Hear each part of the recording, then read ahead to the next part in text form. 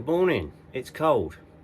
Okay, this video is primarily to show you how to reduce the size of your Engel unit.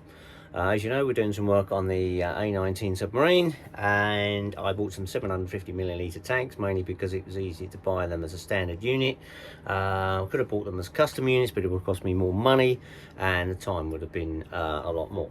So it's very easy to reduce the size of these units, and I'm just going to show you kind of how to do it. Now, first of all, what you want to do is run off the Engel document, and it shows you how to calculate your own custom tanks. Right, you know the size of, the details are shown on this one, shows you the size of your existing 750ml tank, which the length of this tube is 246. All we need to know. So I've decided I need two 650s, so I've done some calculation work, and the 650s come out with a tank size of 220. So simple operation, take one from the other and you end up with 26mm. So what we got to do is reduce this by 26mm. Very easy. Right, what you need is torque spanner, some few of these other gadgets, some Engel special grease if you can. If you can't get Engel special grease, then you'll have to sort it out and see, but it's fairly simple. Can't see there'd be a problem getting it in the UK, but anyway, that's to go on that. And that's kind of about it, really. So first things we're going to do is take off these screws at the back, which we've done on one of the other ones. Boing! There we go. So that will enable you to pull out the unit from this end. Okay, so you can, let's see, should come out. There we go. Yeah, so there you go. That's the whole unit coming out, and there's the piston. Okay, so there we have it. Oh, all right. So the thing to do is just to remove this stud and the piston, just by removing it from there. Doesn't take too long.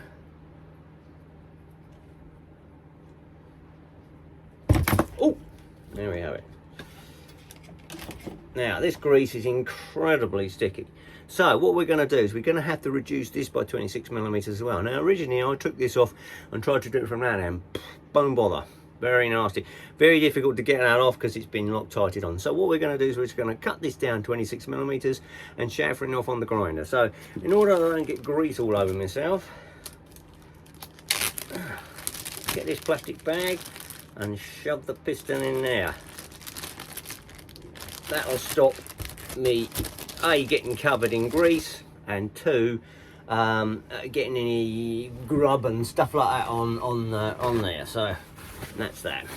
So we can kind of put that aside for a minute. Now we're not going to touch any of these gubbins in here because this is where all the little bits and pieces are. We're not going to touch that. All we will need to do is to cut and shorten these once we've shortened the tank, and that's all ready, because you need to just bend them over, cut them off with a sort of small grinder and re-drill them. Fairly simple operation. So we're not going to touch this end because that's all been nicely sealed up. So all we're going to do is measure this off and cut this off. Now you can do that one or two ways. You can either do it on your bandsaw, which is what I'm going to do, and all I'm going to do is put a bit of paper on here like this, and you just, because paper's really good because it's got a good angle on it, all the rest of it. I'm going to put a bit of paper on there up to 26mm here, cut that off so it's level.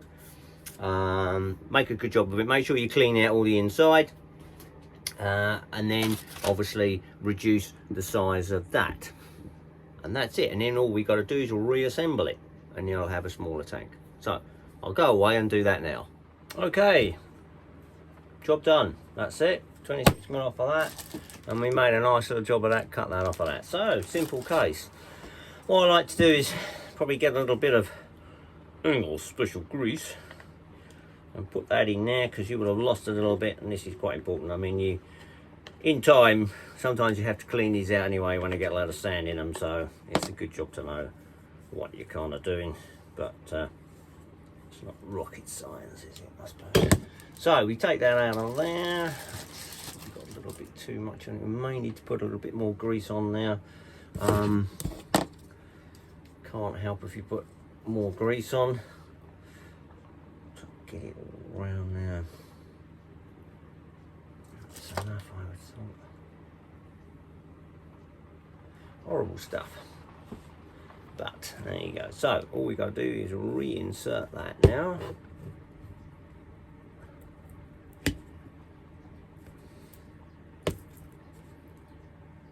Okay.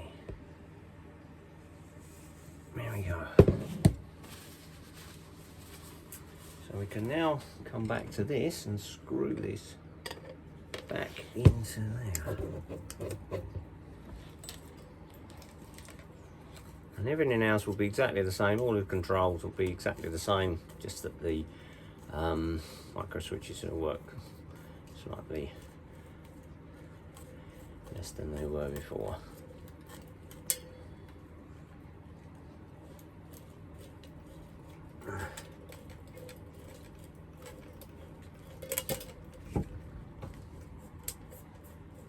Take a bit of time.